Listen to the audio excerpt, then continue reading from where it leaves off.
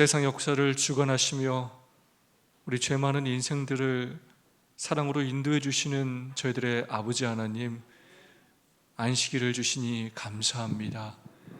일주일 동안 죄로 지치고 상한 심령 그대로 주님 앞에 나왔습니다.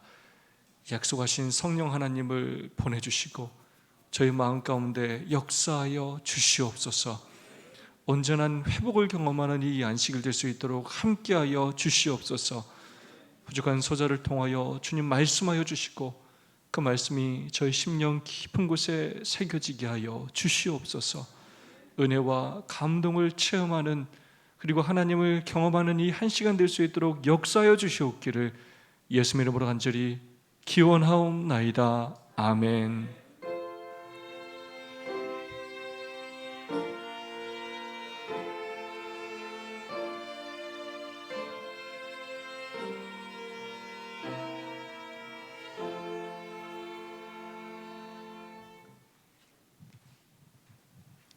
여호와는 긍휼이 많으시고 은혜로우시며 노하기를 더디하시고 인자하심이 풍부하시도다. 자주 경책하지 아니하시며 노를 영원히 품지 아니하시리로다. 우리의 죄를 따라 우리를 처벌하지는 아니하시며 우리의 죄악을 따라 우리에게 그대로 갚지는 아니하셨으니 이는 하늘이 땅에서 높음같이 그를 경외하는 자에게 그의 인자하심이 크심이로다.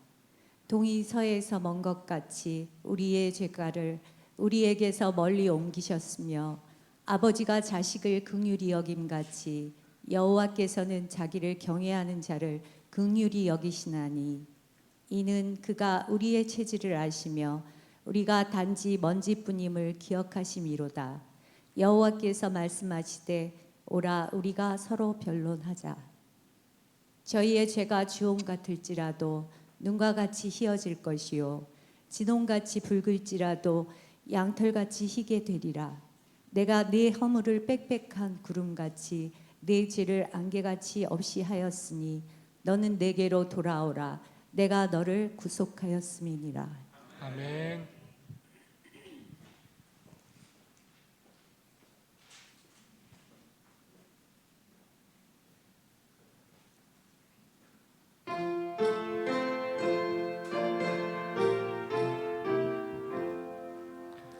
전능왕 오셔서 주 이름 찬송케 하옵소서.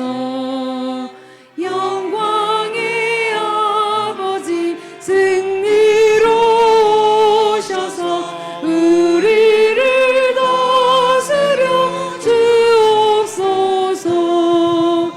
주 예수 오셔서 우리의 기도를 들으소서.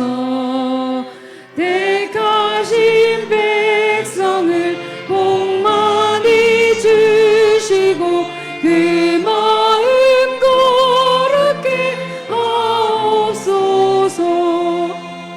보혜사 오셔서 내 맘에 큰 증거 주옵소서. 능하신 힘으로 다스려 주시고 우리를 떠나지 마옵소서. 성삼위일체께 한없는 찬송을 드립니다. 존엄한 영광을 보게 해주시고 영원히 살아게 하옵소서. 하나님 아버지, 거룩하고 복된 안식일 주심에 감사를 드립니다. 어려운 경제 여건과 각종 유혹 속에서도 안식일을 지킬 수 있는 믿음을 주셔서 더욱더 감사를 드립니다. 저희 교회가 모델 교회가 되게 해달라는 기도를 계속 드리고 있습니다.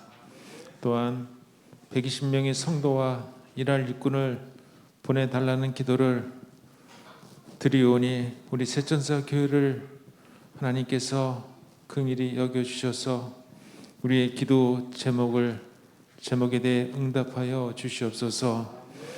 올 한 해 각자 우리 성도님들 마음속에 소그룹을 정착화시킬 수 있도록 은혜를 주셔서 감사를 드립니다. 하나님의 품성을 계속적으로 전할 수 있는 이 마음을 가질 수 있도록 또 하늘 가는 여정에 흔들림이 없도록 도와주시옵소서. 하나님 아버지, 경제적으로 어려움이 너무나 많습니다. 도와주셔서 잘 견딜 수 있도록 도와주시옵소서. 앞으로는 하늘을 위해 또 기도드립니다. 안식일에 치유 역사가 일어날 수 있도록 도와주시옵소서. 목사님의 말씀을 듣겠습니다. 우리의 마음에 빈 마음을 허락하시고 이 말씀을 듣고 행동하는 믿음을 가질 수 있도록 특별히 은혜를 내려 주시옵소서. 예수 그리스도 이름으로 간절히 기도하옵나이다. 아멘.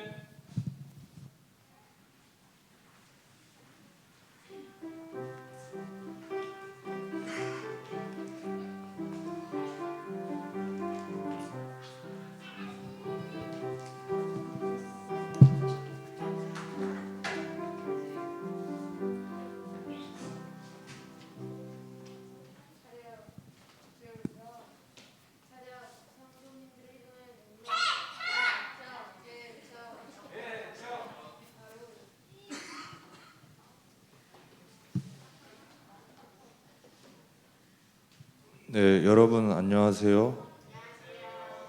저희 화면에 보이는 새가 뭔지 아시겠나요? 네, 바로 독수리예요. 독수리는 새 중의 왕이라고 불려요. 독수리가 새 중의 왕으로 불리는 것은 두 가지의 중요한 이유 때문이에요. 그 첫 번째 이유는 독수리의 자식으로 태어났기 때문이에요.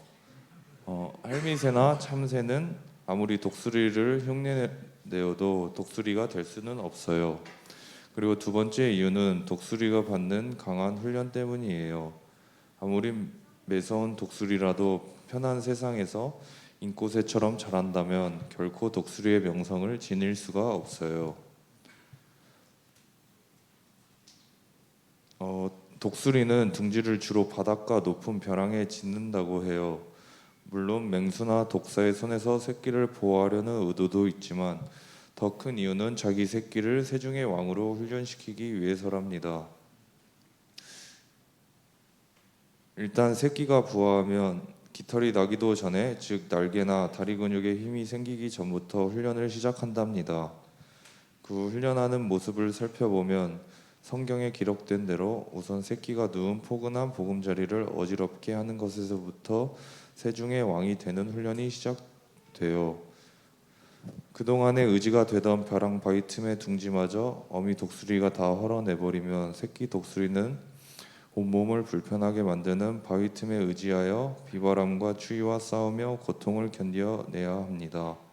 처음에는 죽을 것만 같겠지만 시간이 지나면서 새끼는 적응하게 됩니다. 그러나 그것만이 훈련이 아닙니다. 어미 독수리는 아직 깃털도 안 난 새끼 독수리를 벼랑 둥지에서 밀쳐 떨어뜨립니다. 날개 근육에 힘이 없는 새끼 독수리는 속수무책으로 떨어질 수밖에 없어요. 그러나 결코 어미 독수리가 매정하게 새끼를 죽이려고 이렇게 하는 것이 아닙니다. 그리고 바닥으로 떨어지기 직전에 새끼를 업어갑니다. 이러한 혹독한 훈련을 거쳐야 새중의 왕이 되는 것입니다. 이러한 혹독한 훈련을 거치면 저렇게 화면에 보이는 것 같이 멋있게 날 수 있겠죠. 새중의 왕인 독수리도 자기 새끼를 그렇게 키우는데 하물며 왕중의 왕이신 하나님께서 왕의 자식다운 품위와 우아함을 가진 자녀로 자라나도록 훈련시키는 일을 잊으시겠나요? 하나님의 자녀는 고난을 받습니다. 그 고난은 하나님의 사랑이 부족해서 오는 것도 그분의 능력이 부족해서 우리에게 오는 것이 아닙니다. 우리가 살아가면서 겪는 고난은 우리를 강하고 멋진 그분의 백성으로 키우시려는 훈련의 일환인 것입니다. 고난을 당할 때 가장 중요한 태도는 주님을 신뢰하는 것입니다. 그분이 우리를 품위 있고 우아한 하나님의 자녀로 세우기 위해 우리를 훈련시키신다는 것을 믿어야 합니다. 성경 말씀 읽겠습니다. 시작. 마치 독수리가 자기의 보금자리를 어지럽게 하며 자기의 새끼 위에 너풀거리며 그의 날개를 펴서 새끼를 받으며 그의 날개 위에 그것을 엎는 것 같이 여호와께서 홀로 그를 인도하셨고 그와 함께한 다른 신이 없었도다. 신명기 32장 11절 22절 말씀 기도하겠습니다. 하늘에 계신 하나님 아버지, 독수리가 그 새끼를 훈련하듯이 저희를 하나님의 품위 있고 우아한 백성으로 훈련시키심에 감사드립니다. 예수님의 이름으로 기도드립니다. 아멘.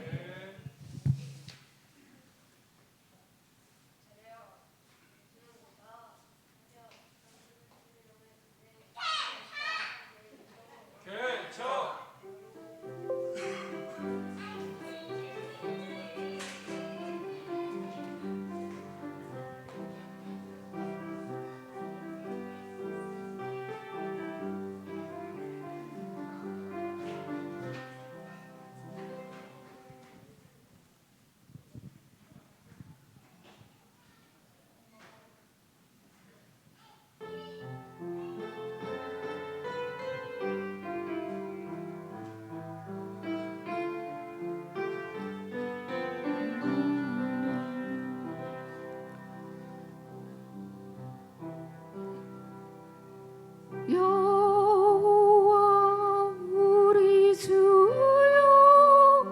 주의 이름이 온 땅에 어찌 그리 아름다운지요 어찌 그리 아름다운지요 여호와 우리 주여 주의 이름이 온 땅에 어찌 그리 아름다운지요 어찌 그리 아름다운지요 주의 손가락으로 지으신 주의 하늘과 주가 베풀어 두신 달과 별 내가 보니 사람이 무엇이간데 주께서 저를 생각하시며 인자가 무엇이간데 저를 권고하시나이까 여호와 우리 주여 주의 이름이 온 땅에 어찌 그리 아름다운지요 어찌 그리 아름다운지요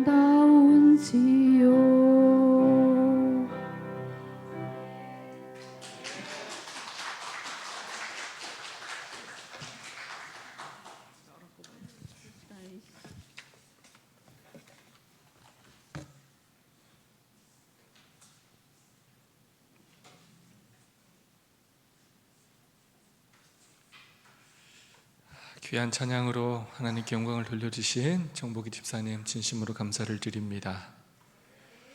우리 정복희 집사님이 참 영적으로 많이 성장하셨죠? 네, 독창을 예전 같았으면 시켰으면 하셨을까요? 지금 얼마나 순종하는 마음으로 또 자원하는 마음으로 이렇게 또 하나님께 영광을 돌려주시는지 모릅니다. 진심으로 감사를 드립니다. 12월의 두 번째 안식일입니다. 시간 참 빠르죠? 2022년 한 해도 이제 20여일밖에 남지 않았습니다. 남은 시간들 하루하루를 소중히 여기며 지난 한 해 우리의 삶을 돌아보고 또 회개하고 새롭게 새해를 결심하는 그런 소중한 시간들이 되기를 간절히 소망합니다. 행복한 안식일입니다. 주님의 이 복된 안식일을 기억하시어 성전을 차신 성도님들과 또 방송으로 예배에 참여하시는 모든 성도님들을 진심으로 환영합니다. 여러분들의 기도 덕분에 천성교회 연말기도주일 그리고 목회자 예배에 잘 다녀왔습니다. 제가 없는 동안 늘 교회를 잘 지켜주시고 각자의 자리에서 성실하게 봉사해 주시는 모든 성도님들께 진심으로 감사를 드립니다. 이 안식일 하나님의 넘치는 크신 은혜와 축복이 인천 세천사 한해 가족 모두에게 함께하기를 간절히 소망합니다. 옆 사람과 뜨겁게 사랑과 소망을 담아서 오늘도 인사하고 시작하겠습니다. 손잡고 안아주시면서 하늘까지 함께 갑시다. 인사해 주시면 감사하겠습니다.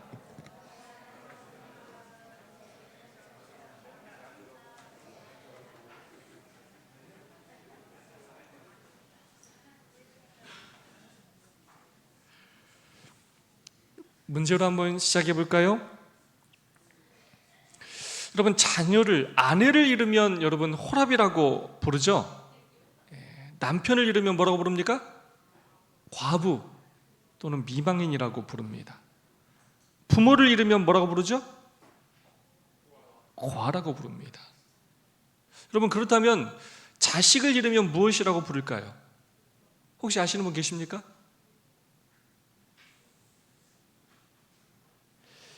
이 자식을 잃으면 이 참척이라고 부른다고 합니다. 이 참혹할 참에 혹독할 혹, 참혹하고 혹독한 슬픔을 일컫는 표현이라고 합니다. 아내를 잃는 슬픔, 남편을 잃는 슬픔, 부모를 잃는 슬픔, 그리고 자녀를 잃는 슬픔 중에 가장 슬픈 것이 바로 자녀를 잃는 슬픔이라고 합니다. 그래서 어떤 사람들은 그 슬픔의 깊이를 표현할 수 없고 그 고통의 모습이 너무 비참해서 차마 부를 말이 없다고 이야기하기도 합니다. 그 어떤 슬픔에 비하지 못할 만큼 너무나 큰 슬픔이기 때문입니다. 비극적인 사건으로 자녀를 잃은 부모들은 그렇지 않은 다른 부모들보다 자녀를 잃은 슬픔과 스트레스로 인해서 일찍 사망할 가능성이 높다는 연구 결과가 덴마크 연구진에 의해 발표되었습니다. 자녀가 그렇게 사망한 후 18년 이내에 사망할 확률이 다른 부모들보다 40% 이상 높다고 합니다. 결코 잊을 수 없는 일이요, 또 믿을 수 없는 일이기 때문입니다. 그렇게 그 슬픔과 그 스트레스가 이루 말할 수 없이 크다고 합니다. 자녀를 잃은 슬픔에 관한 자료를 제가 찾다가 이런 연구 자료를 보게 되었습니다. 특별히 스스로 목숨을 끊은 자녀를 둔 부모를 연구한 그런 자료였습니다. 어떤 사고, 어떤 질병보다도 그 자녀를 잃은 그 슬픔이 가장 아프지 않을까 합니다. 이 내용을 읽는 것만으로도 가슴이 아팠습니다. 그런 부모들의 첫 번째 특징이 바로 넋이 나간다고 합니다. 한마디로 제정신이 아니라는 거예요. 아무리 시간이 많이 지나도 제정신이 아니래요. 현실을 받아들이지 못한다고 합니다. 자녀가 죽은 그 시점부터 시간이 멈춘 느낌이라고 합니다. 아이가 늘 뒤에 서 있는 느낌이 들고 다른 아이가 순간적으로 내 아이와 같은 모습으로 다가오는 것처럼 느껴진다고 합니다. 이 아이의 물건을 아무것도 버리지 못한다고 합니다. 헤어진 속옷조차도 버리지 못한다고 합니다. 막 비가 와서 빗소리가 나면 내 자녀가 우는 것처럼 느껴진다고 합니다. 그리고 자신이 그 아이를 잘 돌보지 못해서 그런 일이 일어났다는 그 죄책감 때문에 견딜 수가 없다고 합니다. 남겨진 식구들이 외식을 나갈 때 그때 가장 많이 생각이 난다고 합니다. 다른 어머니가, 부모가 자녀와 즐거운 시간을 보내는 그런 모습을 보면 너무나 셈이 나고 부럽고 또 화가 나기도 한다고 합니다. 무심코 반찬을 해놓고 보면 자녀가 좋아하는 음식이라 먹지도 못하고 그냥 그 반찬 앞에서 하염없이 울고 있을 때가 많다고 합니다. 특별히 자녀의 생일날에는 하루 종일 아무것도 할 수가 없다고 합니다. 그렇게 자녀가 죽은 이후에 폐쇄된 공간 속에 자신이 멈춰 있는 것처럼 그런 삶을 살고 사람을 만나는 것도 싫고 햇빛을 보는 것도 싫고 숨고만 싶어진다고 합니다.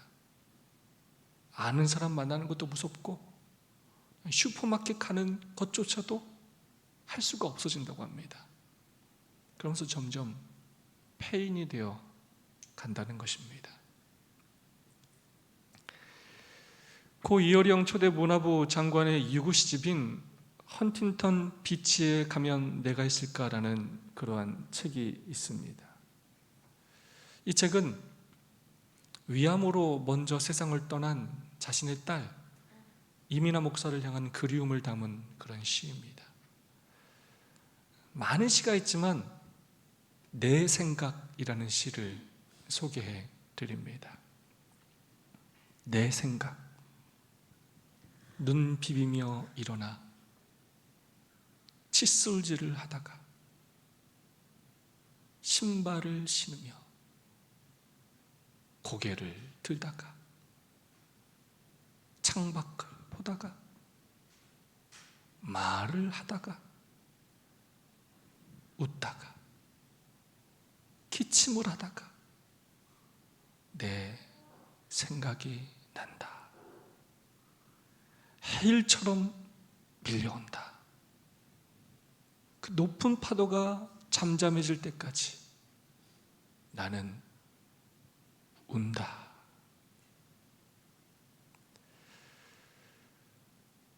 그냥 일상생활에서 어떤 작은 일을 할 때마다 그 자녀의 생각이 해일처럼 밀려오고 그러면 그 높은 파도가 잠잠해질 때까지 그냥 울고 만다는 것입니다. 그 그리움과 슬픔을 이 우는 것 말고는 달리 어찌 표현할 방법이 없다는 것입니다. 제가 왜 오늘 이 자녀를 잃은 부모의 그 슬픔을 계속 이야기하느냐? 이번 주 선지자 왕 묵상 챕터인 제8장 국가적인 배도에서 바로 사랑하는 자녀를 잃은 하나님의 그 슬픔과 가슴 찢어짐과 그리움을 느꼈기 때문입니다.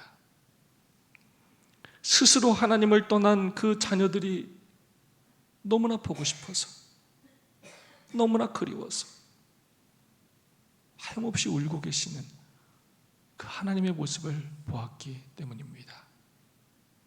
그 마음을 보았기 때문입니다.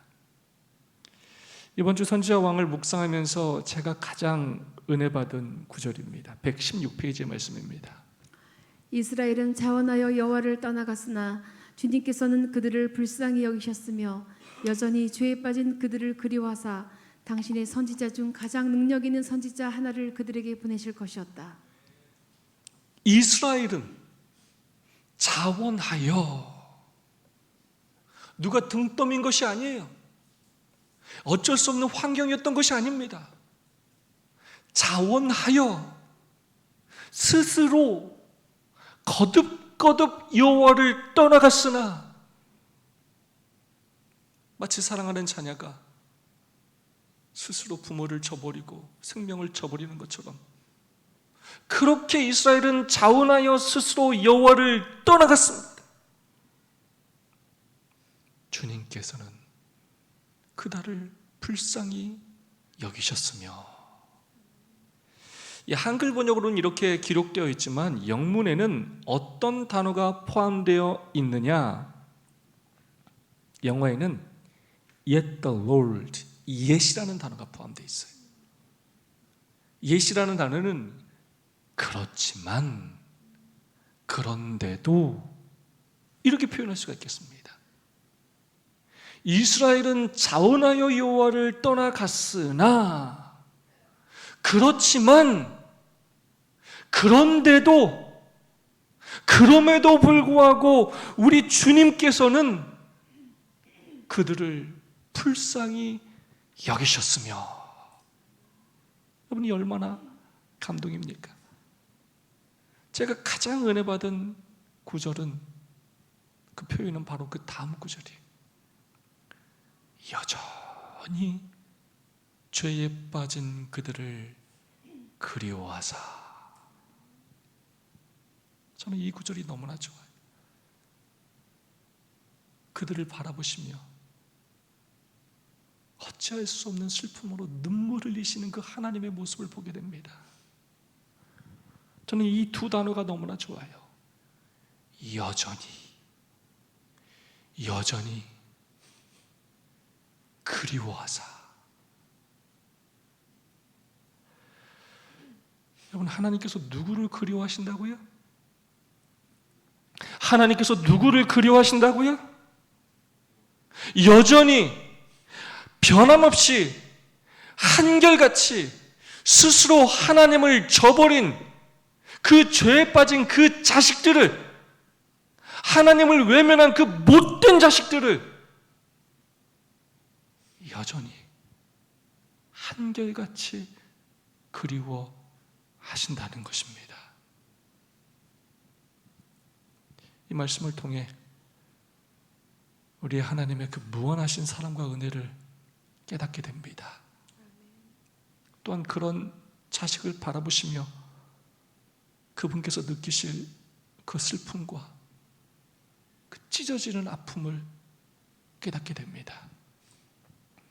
세상의 모든 것을 잃고 망연자실한 그 부모의 모습을 보게 됩니다. 사실 이스라엘 백성들은 불쌍히 여길 것이 하나도 없는 죄인들이었습니다. 죽어도 심판받아도 마땅한, 하나님께서 그리워하실 필요가 전혀 없는 그런 존재들이었습니다. 왜냐? 그들은 하나님의 수없이 많은 호소와 공고를 들었으면서도 불구하고, 그 모든 것들을 알고 있었음에도 불구하고 스스로 거절했습니다. 아무리 얘기해봐야 소용이 없었어요. 듣고도 들은 채 하지도 않았어요. 스스로 그 길을 선택했어요. 그렇다면 이스라엘의 왕들과 백성들이 어떤 죄악을 행하였는가? 선지자 왕 제8장 국가적인 배도 첫 문장은 이렇게 시작됩니다. 여로보암이 죽은 때로부터 엘리야가 아합 왕 앞에 나타날 때까지 이스라엘 백성은 끊임없이 영적으로 쇠퇴해 갔다. 여호와를 경외하지 않고 이상한 형태의 예배를 권장하는 자들의 지배를 받는 대다수의 백성은 살아계신 하나님을 섬겨야 할 의무를 속히 잊어버리고 우상 숭배의 많은 풍습을 받아들였다. 하나님을 예배하지 않았습니다. 성전을 찾지 않았어요. 그 일을 가볍게 여기고 우습게 여기고 우상을 숭배했습니다. 솔로몬이 죽고 북이스라엘은 기껏 82년 동안 왕이 7번이나 바뀌었습니다. 평균적으로 11년을 다스렸는데 82년이라는 시간이 지나는 동안 솔로몬 때보다 더 약해졌고 더 악해졌습니다. 정말 여로보암 때부터 아합 왕 때까지 82년 동안 북방 이스라엘은 끊임없이 영적으로 쇠퇴해 갔습니다. 점점 죄악의 골짜기로 빠져 들어갔습니다. 밑바닥에서 또 밑바닥으로 치닫아 내려갔습니다. 그러면서 강성했던 그 나라가 점점 땅을 빼앗겼고 이웃 나라에게 조공을 받던 그 나라가 이제 오히려 바치는 신세가 되었습니다. 북방 이스라엘의 일대왕이었던 여로보암은 22년간 나라를 다스렸습니다. 그런데 그가 무슨 일을 했느냐? 왕상 12장 27절로 30절의 말씀입니다. 만일 이 백성이 예루살렘에 있는 여호와의 전에 제사를 드리고자 하여 올라가면 이 백성의 마음이 유다 왕 된 그 주 르호보암에게로 돌아가서 나를 죽이고 유다 왕 르호보암에게로 돌아가리로다 하고 이에 계획하고 두 금송아지를 만들고 무리에게 말하기를 너희가 다시는 예루살렘에 올라갈 것이 없도다. 이스라엘아, 이는 너희를 애굽 땅에서 인도하여 올린 너희 신이라 하고 하나는 베델에 두고 하나는 단에 둔지라. 이 일이 죄가 되었으니 이는 백성들이 단까지 가서 그 하나에게 숭배함이더라. 자신의 왕권을 유지하기 위해 백성들로 하여금 예루살렘에 가지 못하게 하기 위해서 금송아지를 2개 만들어서 베델과 단에서 우상을 숭배하게 만들었습니다. 백성들을 하나님께로 인도했어야 할 그 왕이 오히려 백성들에게 우상을 숭배하도록 가르쳤다는 것입니다. 왕상 15장 30절의 말씀입니다. 이는 여로보암이 범죄하고 또 이스라엘로 범하게 한 죄로 자신만 우상 숭배의 죄를 지은 것이 아니라 백성들까지 자신에게 맡겨진 자신의 소중한 양들까지 죄를 짓게 만들었습니다. 그래서 결국 그의 아들 나답이 정권을 잡은 후 몇 개월 후에 그의 온 가족이 바하사의 모반으로 죽게 되었습니다. 북이스라엘의 2대 왕이었던 여로보암의 아들 나답도 마찬가지였습니다. 성경은 그의 삶을 이렇게 요약하고 있습니다. 저가 여호와 보시기에 악을 행하되 그 아비의 길로 행하며 그가 이스라엘로 범하게 한 그 죄 중에 행한지라. 2년 동안 나라를 다스렸는데 한마디로 여호와 보시기에 악을 행했다는 것입니다. 그 아비 여로보암의 길을 그대로 걸어갔다는 것입니다. 하나도 나아지지 않았습니다. 오히려 더 악해졌다는 것입니다. 그래 결국 여로보암의 집안이 하나님의 말씀대로 몰살을 당하게 되었습니다. 북이스라엘의 3대 왕이었던 이사갈 지파 사람 바하사는 24년간 북방 이스라엘을 통치하였습니다. 15장 30절입니다. 바하사가 여호와 보시기에 악을 행하되 여로보암의 길로 행하며 그가 이스라엘로 범하게 한 죄 중에 행하였더라. 여전히 똑같은 죄악을 행했습니다. 새롭게 정권을 잡았음에도 불구하고 이름만 바꾸어 놓고 붙여넣기를 한 것처럼 바하사 역시 우상 숭배의 길을 걸어갔습니다. 여로보암의 길을 그대로 따라 걸어갔다는 것입니다. 북이스라엘의 4대 왕이었던 바하사의 아들 엘라도 마찬가지였습니다. 16장 13절입니다.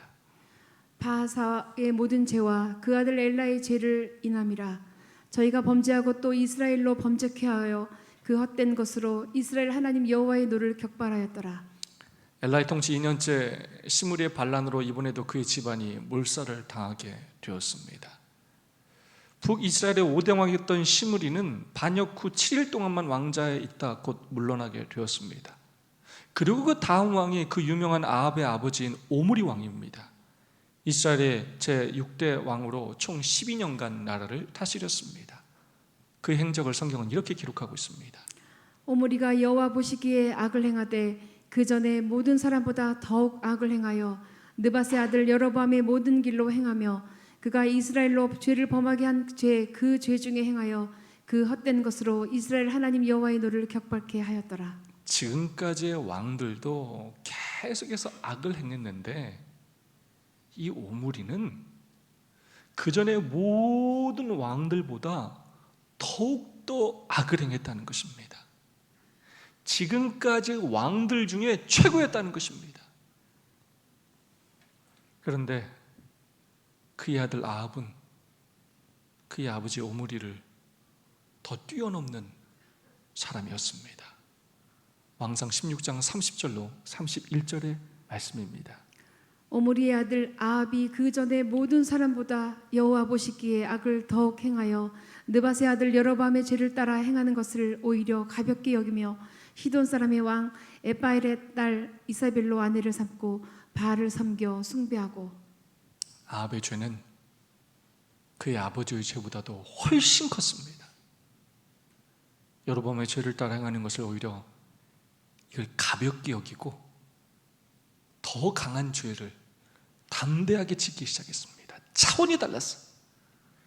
그의 이세벨과 함께, 그의 아내 이세벨과 함께 더 강력하게 백성들을 우상 숭배로 인도하는 죄를 지었습니다.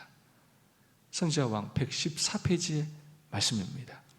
베델과 단에서 계속된 종교적 예배의 형태를 장려하는 것으로 만족하지 아니하고 아합은 여호와께 대한 예배를 버리고 바알 예배를 선택함으로 대담하게도 백성을 가장 추악한 우상 숭배로 인도하였다. 여호와의 죄를 넘어서서 지금 이 정도 죄 짓는 걸로 만족하지 않고 대담하게 백성들이 더 담대하게 죄를 짓도록 더 추악한 우상 숭배를 하도록 인도하였다는 것입니다. 80년 넘게 왕들의 죄로 시작된 그 우상 숭배를 백성들이 본받게 되었고 해를 거듭할수록 그 죄악은 더 깊어졌고 더 악해졌고 더 담대해지게 되었습니다.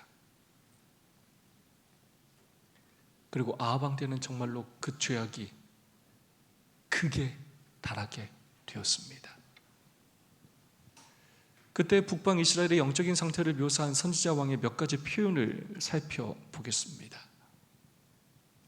마침내 거의 모든 이스라엘 백성이 바알을 따르고 있었다. 마침내 결과적으로 거의 모든 이스라엘 백성이 하나님을 잊어버리고 성전을 찾지 않고 안식일을 무시하고 바알을 숭배하게 되었다는 것입니다. 거의 모든 백성이 하나님을 섬기더라가 아니라 거의 모든 이스라엘 백성이 하나님이 아닌 바알을 따르고 있었다는 것입니다. 선지자왕 115페이지 말씀입니다. 점차 쇠약해지는 아합 통치의 가마 아래서 이스라엘은 살아계신 하나님께로부터 멀리 떠나갔고 그들의 행위는 하나님 보시기에 부패하였다.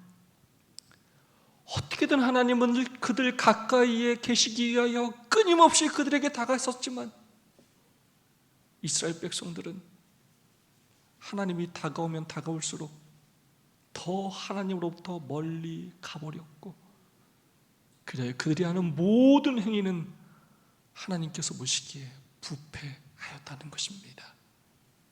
마치 노아홍수 때처럼 죄악이 가득하여 하나님 보시기에 부패하였다는 것입니다. 썩어서 냄새가 진동하여 버리지 않고는 견딜 수 없는 그런 존재들이 되어 버렸다는 것입니다. 선지자왕 116페이지의 말씀입니다. 주님께서는 충실한 사자들을 통하여 베도한 왕과 온 백성에게 거듭 경고를 보내셨으나 이러한 책망의 말씀도 아무 소용이 없었다. 그들은 어리석게도 하나님과 그분께 드리는 예배를 거절하기로 선택하였다.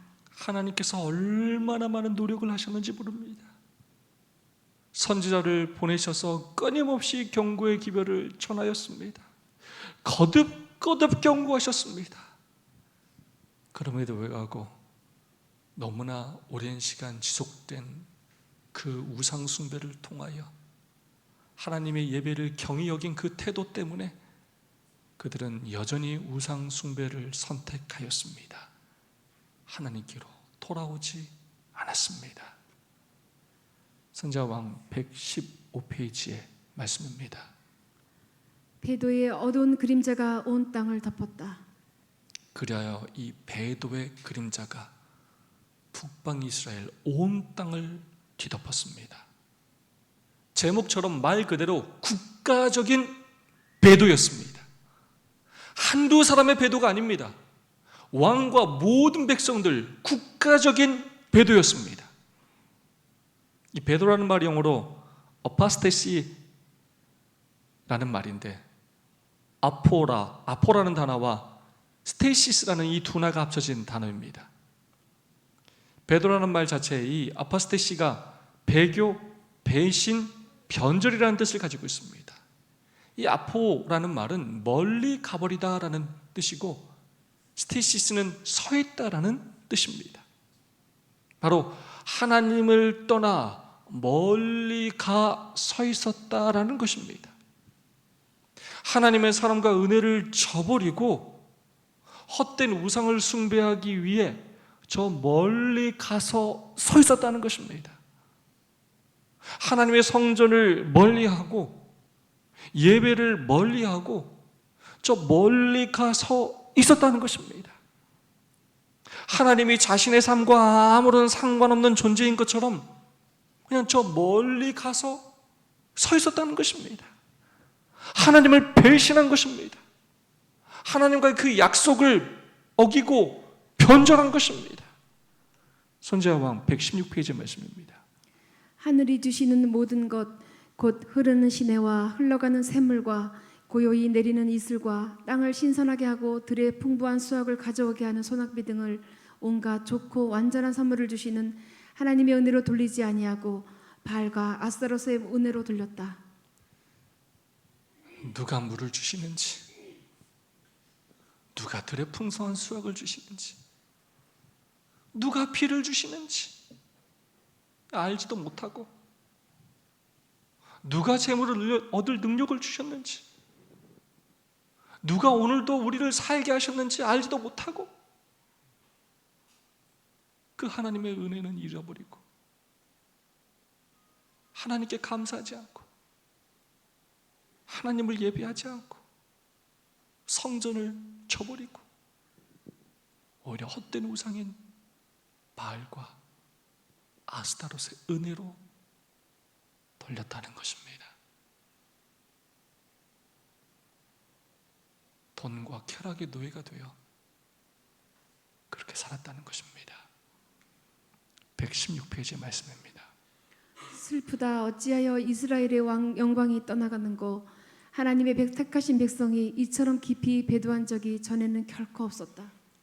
역사적으로 이처럼 깊이 배도한 적이 결코 없었다는 것입니다. 슬프다. 슬프다. 그때 우리 하나님의 이 가슴이 얼마나 찢어지셨을까요? 사랑하는 그 자식들이 하나님의 말씀을 듣지 않고 영적으로 죽어갈 때 스스로 죄악의 길로 죽음의 길로 걸어갈 때 자신을 외면하고 그렇게 무시할 때 그렇게 다가가도 하나님을 멀리하며 저 헛된 것 옆에 가서 서 있는 그 백성들을 볼 때 하나님께서 모든 것을 다 주셨음에도 불구하고 그분이 할 수 있는 최선을 다하셨음에도 불구하고 감사하지 않으며 아무 상관없는 존재인 것처럼 하나님을 대할 때 회개하지 않으면 마침내 멸망당할 그들을 보시며 우리 하나님의 마음이 얼마나 아프셨을까요? 얼마나 슬프셨을까요? 116페이지에 말씀 다시 읽겠습니다. 이스라엘은 자원하여 여호와를 떠나갔으나 주님께서는 그들을 불쌍히 여기셨으며 여전히 죄에 빠진 그들을 그리워하사 당신의 선지자 중 가장 능력 있는 선지자 하나를 그들에게 보내실 것이었다. 아멘. 그래서 저는 이 말씀에 무한한 감동을 받습니다. 한두 해가 아니에요. 82년이라는 그 시간 동안 한결같이 하나님을 떠났지만 선한 일을 행한 곳이라고는 단 하나도 찾아볼 수 없지만 그 죄악의 깊이가 깊어지고 그 악이 더 담대해졌지만 아무리 경고하고 경고해도 들은 채도 하지 않았지만 그래 도저히 그들을 구원할 수 없는 지경에 이르렀지만 여전히 하나님은 그들을 불쌍히 여기셨다는 것입니다. 그런 죄인들을 포기하지 않으셨다는 것입니다. 이스라엘 백성들은 하나님을 멀리 떠나가 서 있었지만 하나님을 그리워하지 않고 헛된 것을 그리워하고 갈망하며 그것 없으면 못 살 것처럼 울부짖으며 살았지만 하나님은 여전히 그 죄에 빠진 그들을 그리워하셨다는 것입니다. 이 그리움은 사랑의 가장 애틋한 표현이라고 할 수가 있겠습니다. 우리 하나님은 그들이 돌아오기를 기다리셨다는 것입니다. 그래 그들을 위해 하나님이 하실 수 있는 최선의 노력을 하셨고 그리고는 당신의 선지자 중에 가장 능력 있는 선지자 하나를 그들에게 보내셨고 그리고 그 후에는 마침내 하나님의 아들이신 예수 그리스도를 이 세상에 보내신 것입니다.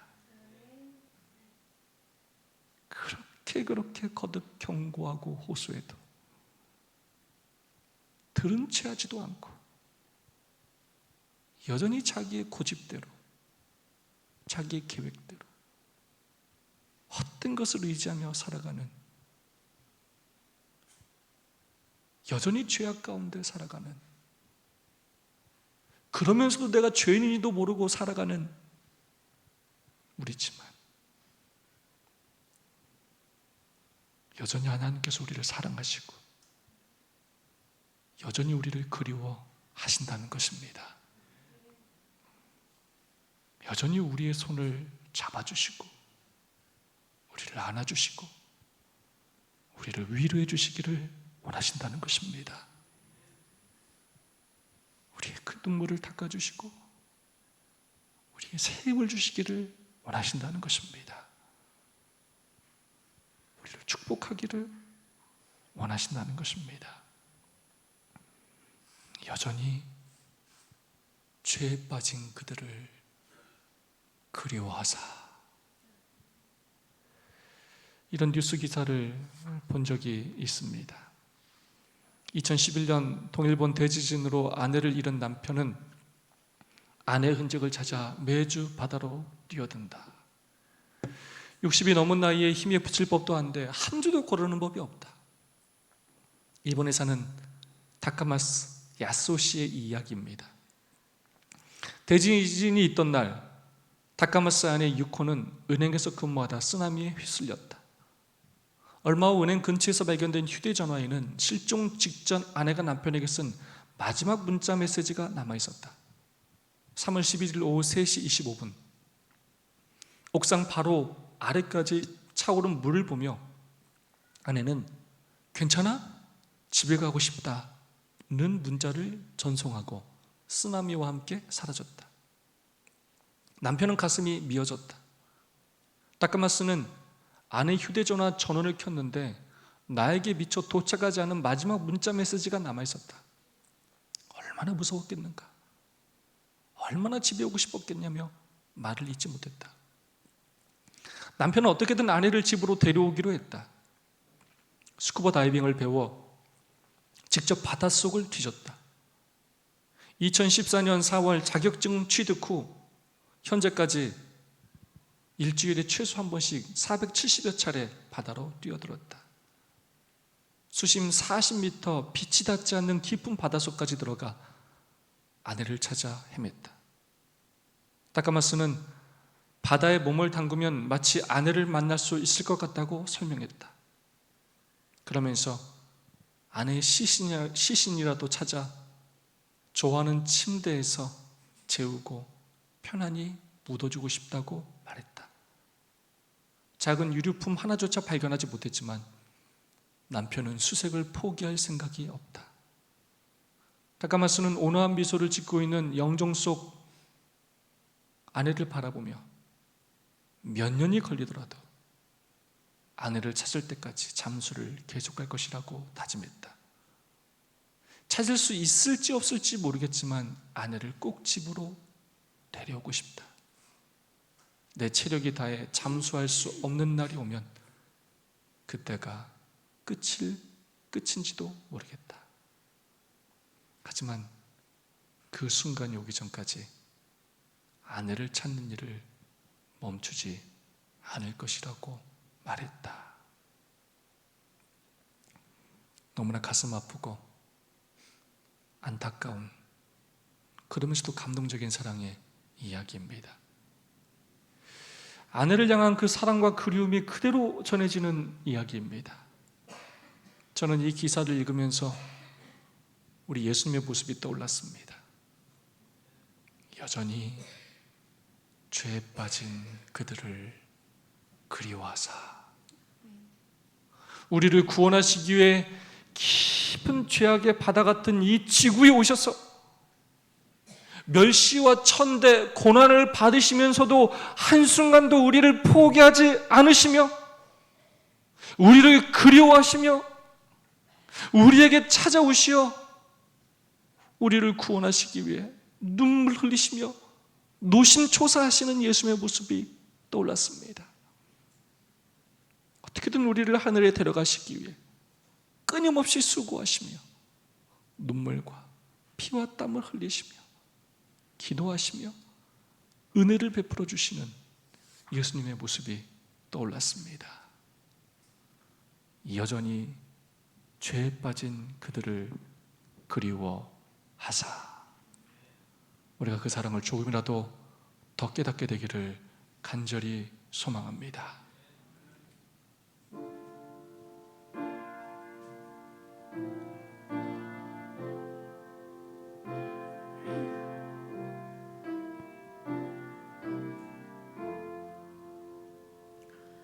우리는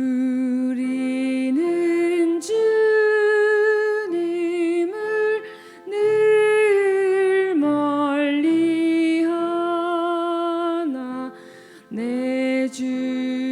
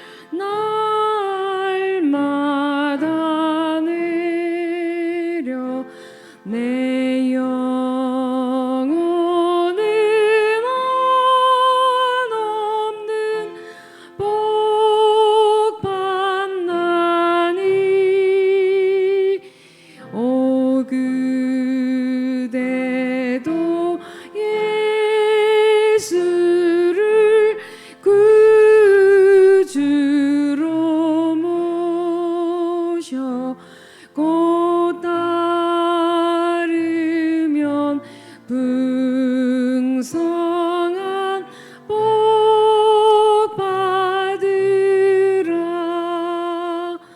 주 널 위해 비네.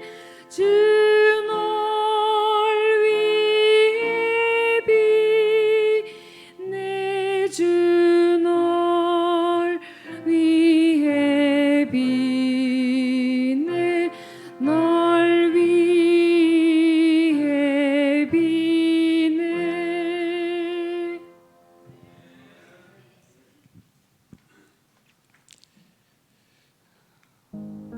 올해 우리는 어떤 길을 걸어왔습니까? 이스라엘 백성들의 그 죄악이 그들만의 죄악입니까? 나는 한 해 동안 주님과 점점 더 멀어졌습니까? 아니면 점점 더 가까워졌습니까? 나는 주님을 배반하며 살았습니까? 아니면 나도 하나님을 그리워하며 섬기며 살았습니까? 하나님의 은혜를 기억하며 감사하며 살았습니까? 아니면 당연히 여기며 나의 능력으로 여기며 살아왔습니까? 특별히 예배에 있어서 어떤 삶을 살았습니까? 안식일을 비롯하여 이 저녁 예배에 있어서 성전을 더 가까이 하며 예배에 헌신하는 삶을 살았습니까? 아니면 나의 상황과 나의 여건을 먼저 생각하며 너무나도 자연스럽고 당연하게 하나님께로부터 멀리 떨어져 다른 것에 관심을 두며 헛된 것에 소망을 두며 살았습니까? 우리 한 해의 인생을 돌아보고 회개하게 되기를 간절히 소망합니다. 무엇보다 먼저 우리의 삶에 우상 숭배가 아닌 예배가 우리의 삶의 중심이 되기를 간절히 소망합니다. 여전히 죄에 빠진 그들을 그리워하사. 우리 예수님께서 십자가에서 죄인들을 향한 그 그리움 때문에 예수님의 심장이 터져서 돌아가셨습니다. 더 이상 하나님의 마음을 아프게 하지 않게 되기를 소망합니다. 하나님의 우리를 향한 그 사랑이 짝사랑이 되지 않기를 소망합니다. 예수님께서 오늘도 지성소에서 우리를 위해 기도하고 계십니다. 오늘도 우리를 그리워하고 계십니다. 하나님께서 우리를 찾아오셔서 그리움으로 늘 우리를 섬기시는 것처럼 우리도 하나님을 찾아와 섬기게 되기를 소망합니다. 하나님께서 우리를 예배하신 것처럼 우리도 하나님을 예배하며 살기를 소망합니다. 하나님께서 여전히 우리를 그리워하시는 것처럼 우리도 하나님을 너무나 사랑해서 하나님이 너무나 좋아서 하나님과 함께하고 싶어서 날마다 여전히 하나님을 그리우며 사는 저 여러분 모두가 되기를 진심으로 간절히 바라면서 오늘 말씀을 줄이겠습니다. 두 분씩 짝을 지으셔서 3분 동안 받은 은혜와 결심을 나누도록 하겠습니다. 혼자 계시는 분이 없이 두 분씩 짝을 지으셔서 받은 은혜와 결심을 나눠주시기를 부탁드리겠습니다. 3분의 시간 드리겠습니다.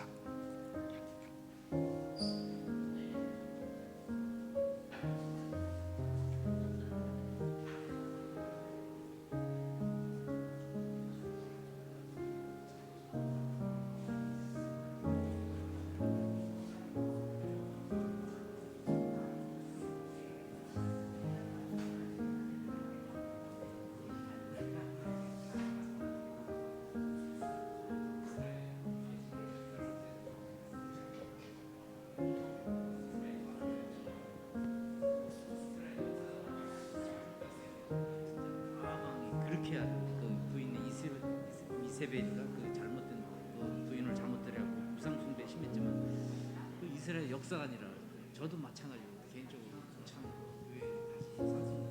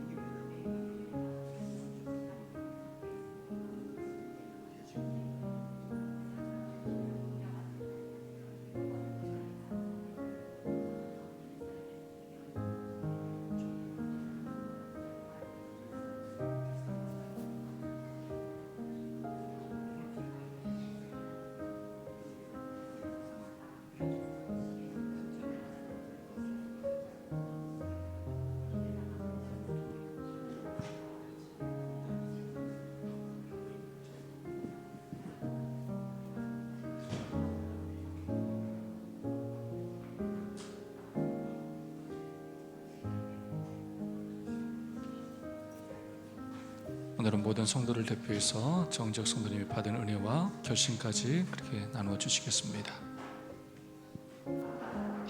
오늘 목사님 말씀이 또 참 그 여전히 그리워하시는 하나님이라는 주제로 말씀을 그렇게 하셨는데도 말씀드리면서 참 그 이스라엘의 북이스라엘의 그 왕들이 참 그 뭐 아까 5대 6대 왕 뭐 아합의 아버지 오므리 왕도 뭐 천한 여호와 보시기에 뭐 그 전에 모든 사람보다 죄악을 많이 행했다고 그러고 그 다음 아들 왕 아합 왕은 죄를 가볍게 여기며 더욱더 가증한 우상 숭배를 했다고 그 이세벨이라는 그 우상 숭배를 하는 그 아내를 끌어들여서 이렇게 참 큰 죄를 하나님 앞에 죄를 진 그 이스라엘의 역사를 보면서 참 저 자신도 아유 그 이스라엘 역사뿐 아니라 제가 또 구원파에서 또 오래 몸담고 있다가 작년에 우리 교회를 또 이렇게 안내를 받아서 이렇게 또 왔었는데요. 제 1년이 좀 지났네요. 제 또 교회 앞에 또 뭐 하나님 앞에 감사하고 은혜가 또 크고요. 또 저 부족하고 연약하고 저렇게 또 잘 생활도 못하는 저를 내년에 집사 직분을 허락하신다는데 아유 저 바다 감당할 수 있을지 참 그거 참 굉장히 또 기도와 염려가 되고요.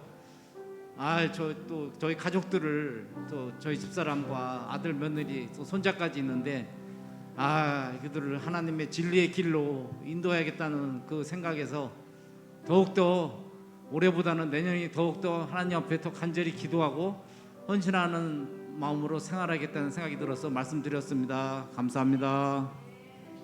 정지혁 집사님 주님의 축복합니다. 헌금 시간입니다. 흩어 구제하여도 더욱 부하게 되는 일이 있나니 과도히 아껴도 가난하게 될 뿐이니라.